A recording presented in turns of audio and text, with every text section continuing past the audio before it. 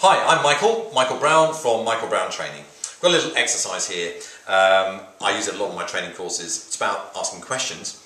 And as I'm doing this activity, which I've got a couple of colleagues, Mike and Phil, who are going to ask the questions, can you be asking yourself the same questions as we go on? See how well you do it. Here's a little scenario, and I'm going to give you 20 questions to try and work out what the answer is, folks, okay? You can ask me any question you like, and I'll give you a truthful answer.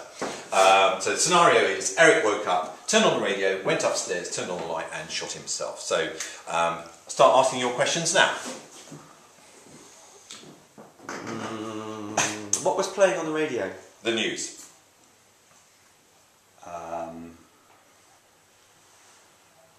What was on the news? There'd been a disaster. Was it nearby? Very.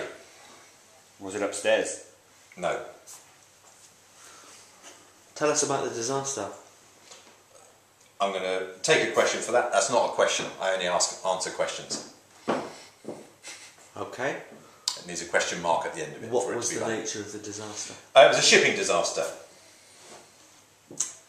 Go on. You think you've got it? Go for it. Go on. Was it the shipping news he was listening to? No, Eric's a lighthouse keeper. He is. Is Eric a lighthouse keeper? Yes, he is. And Eric has turned on the radio, heard there's a disaster, and realised it's his fault because he didn't turn on the light. Now, unfortunately, Phil and Mike are far too clever and have demonstrated superb levels of competence on this activity. They've got it in 8. Well done, them. Lots of grown-ups like them don't get it in 20. And that is because grown-ups like them aren't normally so good at asking questions. And they did, nonetheless, ask me 5 closed questions. And I said I would take any question. And often what I find is people ask me normally closed questions, which are yes or no questions, as you know, and as a result they don't get it. All right, so they'll go, when I say it's a shipping disaster, they go, did he have shares in the shipping line? Was he financially implicated? Did he have family on board, or what have you? And it's because they have a theory in their mind about what the answer is, because they know too damn much, right? They're experts and they think they have a theory and they want to prove how clever they are by asking me a closed question. And that's business people who do that, bear in mind.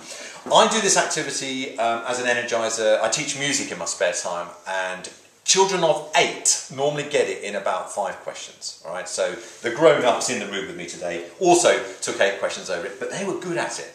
Normally, groups of people that know too much don't get it. An 8-year-old would ask, why? Actually, that's normally their first question. I go, because he'd had some bad news. What was the bad news? Been a disaster. Why was that upsetting? Because it was his fault. Why was it his fault? Because it's his job. What's his job?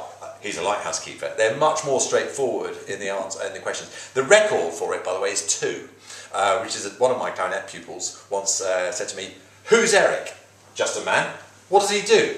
He's a lighthouse keeper. So if you think you're good at asking questions, and these 2 people in the room today got annoyingly close to it very quickly with 8 questions, but the majority of business people I know don't get this, and that's because they're too clever and they need to ask questions like an 8-year-old. And if you read some of my blogs on the subject, I think the best consultants and the best managers and the best leaders are the people who ask questions like 8-year-olds, who know nothing, they just ask the innocent question and then they find out what's going on.